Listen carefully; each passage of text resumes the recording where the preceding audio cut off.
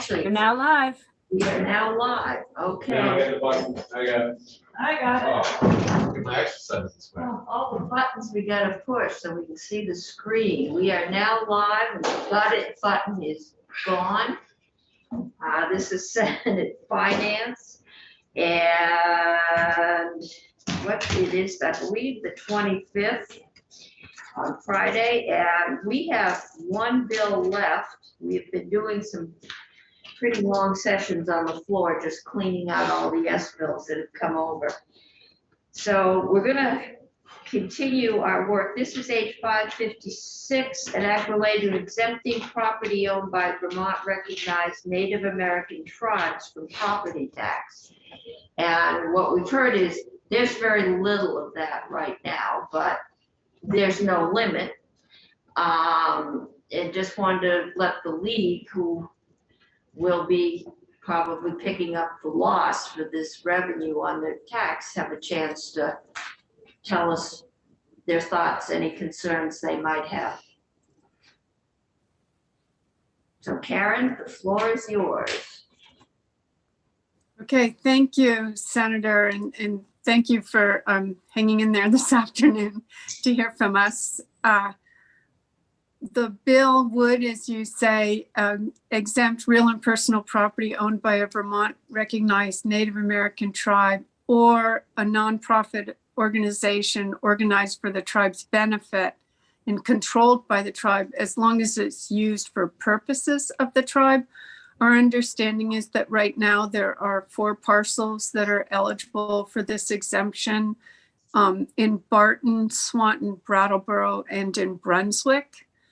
And the joint fiscal note that was prepared by Julia Richter, I believe, said that it would cost the education fund about $7,000, which is really nothing when you consider their $1.9 billion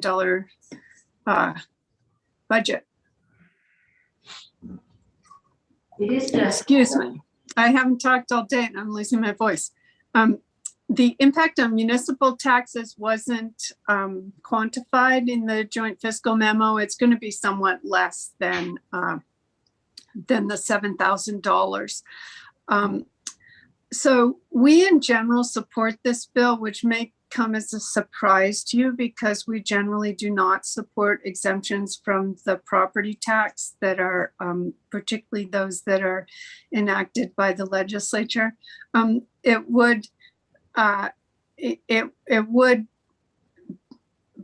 via this exemption, the municipality would not be on the hook for the education property tax, which is an important consideration. And I think because these are Native American tribes,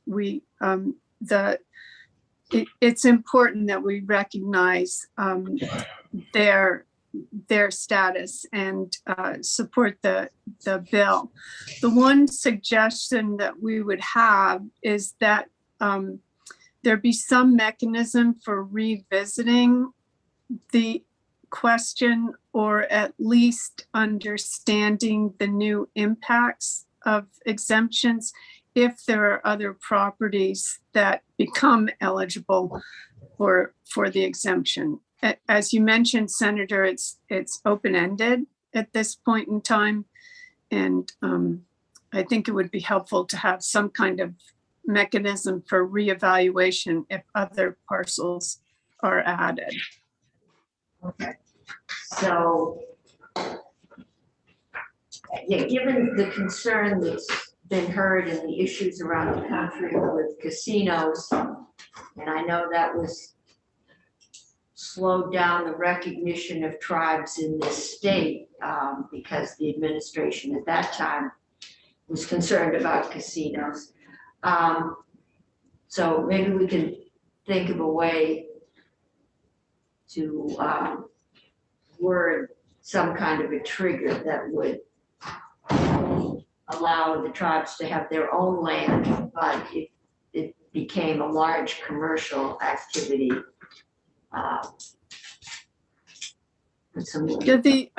From my understanding, that the phrase saying that as long as it's used for purposes of the tribe was designed To do that. somewhat to constrain that. We do think that maybe you could just put in that when other parcels, or in the event that other parcels are added, the legislature will revisit the issue. Okay, I know that they would like to add some. There was talk about having a garden and, you know, some meeting space, and as they grow and their ability grows. So, okay. Yeah. Senator Pearson. Hi, Karen. I just want to be careful. You know, it feels like a new exemption, but there's a lot of exemptions. And so I'd like your help understanding, if a nonprofit organization buys a building that had been privately owned, had been on paying property taxes, that is now exempt by virtue of being owned by a nonprofit. Do I have that right?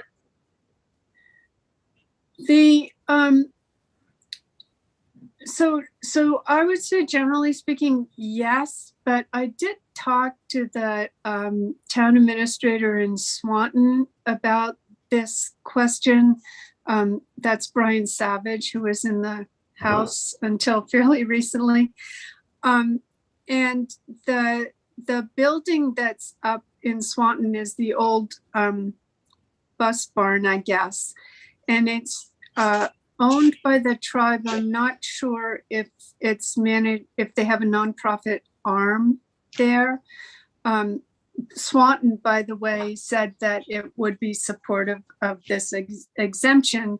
But to your point, they're not supportive of a few other exemptions that have recently occurred in Swanton, one of them being around a medical group having a pharmacy that is in some of the downtown space. And, how did that come about? So I would say there's some inconsistencies and lack of clarity around when a nonprofit and what kind of nonprofit would be eligible for a tax exemption. We also, as you know, have had concerns about property tax exemptions, both the statutory ones and, for the most part, the statutory ones that have been in place for some time. Those tend not to be revisited at any point in time. And I think that's an issue. That's kind of what worries me. A new church shows up, buys some land, they're immediately exempt from tax. Nobody's, I'm not unsympathetic to this dynamic, especially for the towns, but I'm a little leery to sort of treat lands owned by Native Americans differently than we treat churches, let's say. And we're sort of correcting that, but that's where my hesitation comes in terms of this kind of amendment. Well, churches have to be used for religious purposes. Yeah. The housing that goes with a church is Right. not exempt. Which is a parallel to Which this. is here. I think tribal purposes is a new definition for us.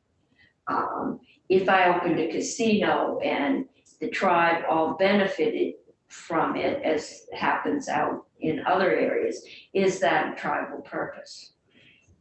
That's and we can deal with that when we get to it, but I think it's just some experience in other parts. I don't think we're ever going to get there, but one never You might knows. want to deal with a definition of purposes of the tribe before you get to that particular situation. Yeah, if ever. So, I don't know if we're doing a discussion or just questions, but which. well, we have questions for Karen, and if we don't have questions for Karen, then we can go to discussion. Well, I can make it a question for Karen and then we can Okay.